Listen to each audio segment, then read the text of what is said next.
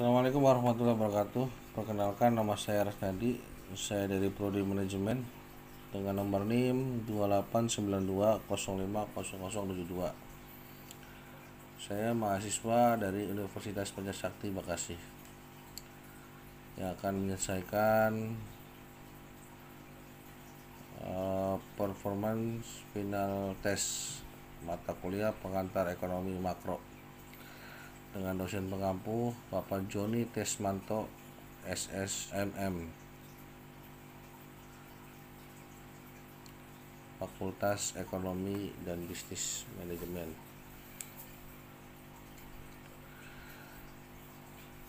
Teori ekonomi makro. Teori ekonomi makro adalah bidang ilmu ekonomi yang mengkaji fenomena perekonomian setara menyeluruh atau luas, misalnya inflasi, pengangguran, pertumbuhan ekonomi. Ekonomi makro merupakan pengetahuan ekonomi yang bersifat agregatif dan menampilkan teori-teori ekonomi makro yang sangat mendasar. Ekonomi makro mempelajari masalah-masalah ekonomi utama sebagai berikut. 1. Sejauh mana berbagai sumber daya telah dimanfaatkan di dalam kegiatan ekonomi. Apabila seluruh sumber daya telah dimanfaatkan, keadaan ini disebut full employment.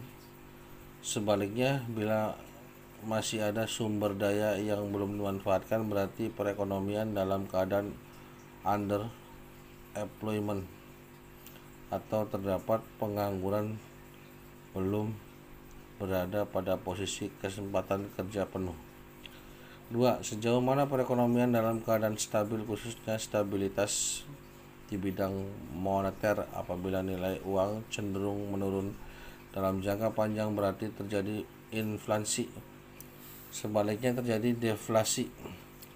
3. Sejauh mana perekonomian mengalami pertumbuhan dan pertumbuhan tersebut disertai dengan distribusi pendapatan yang membaik antara pertumbuhan ekonomi dan pemerataan dalam distribusi pendapatan. Terdapat trade off, maksudnya bila yang satu membaik, yang lainnya cenderung memburuk. Perdagangan internasional terbagi menjadi dua teori, yaitu teori klasik. Aliran klasik muncul pada akhir abad ke-18 dan permulaan abad ke-19, yaitu di masa revolusi industri, di mana suasana waktu itu merupakan awal bagi adanya perkembangan ekonomi. Pada waktu itu sistem liberal sedang merajalela, dan menurut aliran klasik, ekonomi liberal itu disebabkan oleh adanya pacuan antara kemajuan teknologi dan perkembangan jumlah penduduk. Mula-mula kemajuan teknologi lebih cepat dari pertambahan jumlah penduduk, tetapi akhirnya terjadi sebaliknya, dan perekonomian akan mengalami kemacetan. Menurut aliran ini, bahwa meningkatnya tingkat keuntungan akan mendorong perkembangan investasi, dan investasi akan menambah volume persediaan kapital atau capital stock.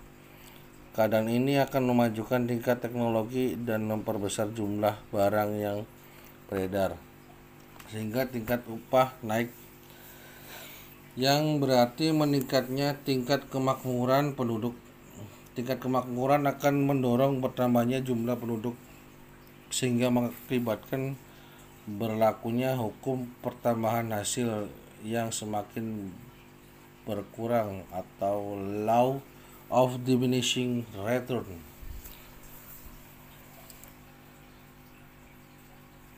Yang kedua, teori merkantilisme. Merkantilisme merupakan suatu kelompok yang mencerminkan cita-cita dan ideologi kapitalis komersial serta pandangan tentang politik kemakmuran suatu negara yang ditujukan untuk memperkuat posisi dan kemakmuran negara melebihi kemakmuran perseorangan.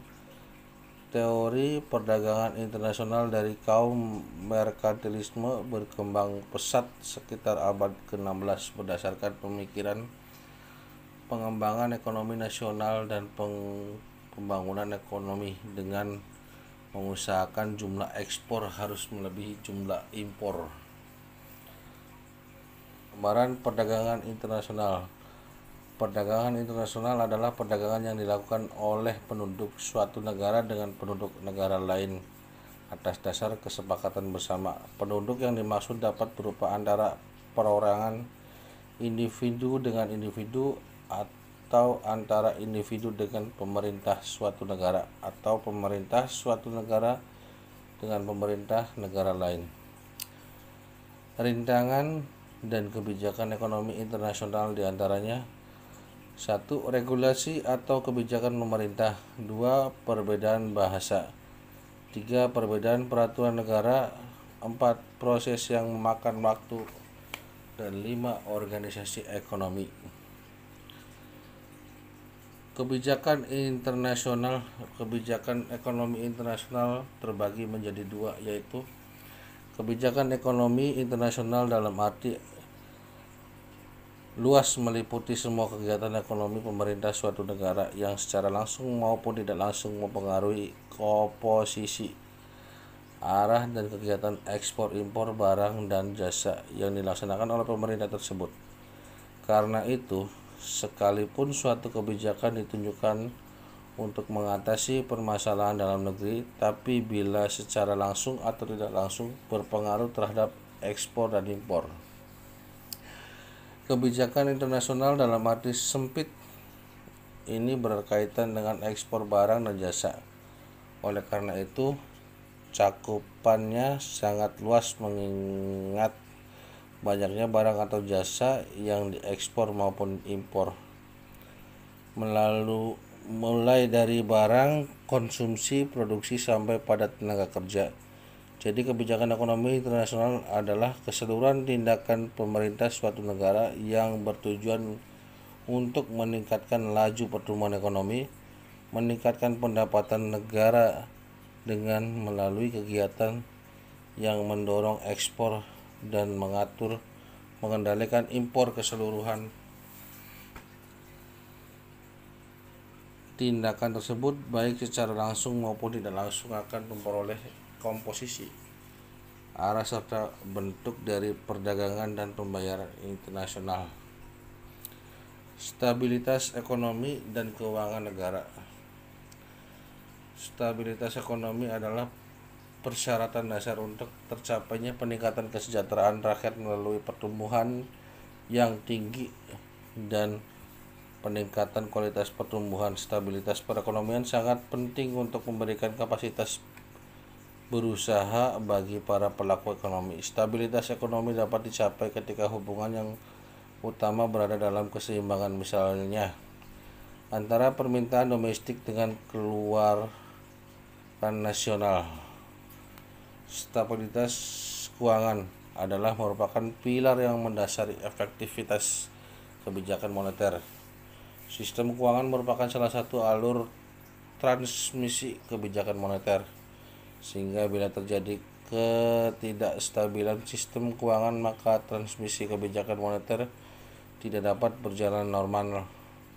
Sebaliknya, ketidakstabilan moneter secara fundamental akan mempengaruhi stabilitas sistem keuangan akibat tidak efektifnya fungsi sistem keuangan.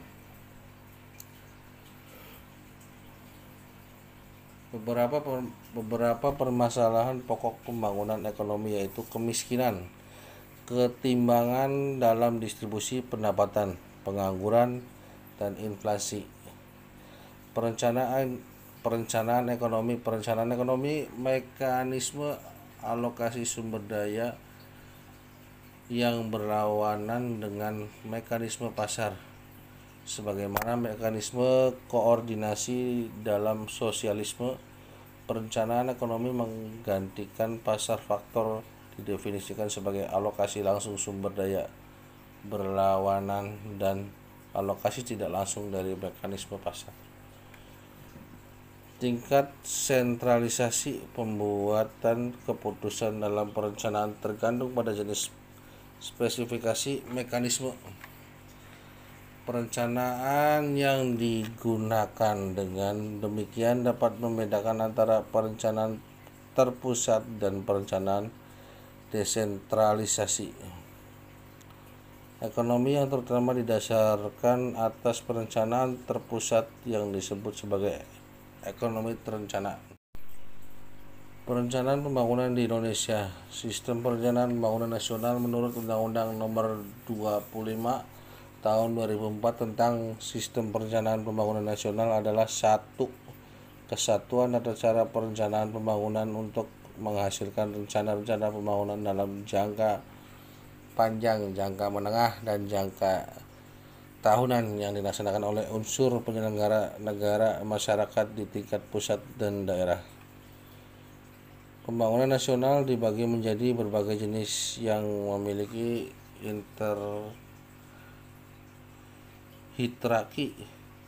hierarki dan cakupannya masing-masing, yaitu 1.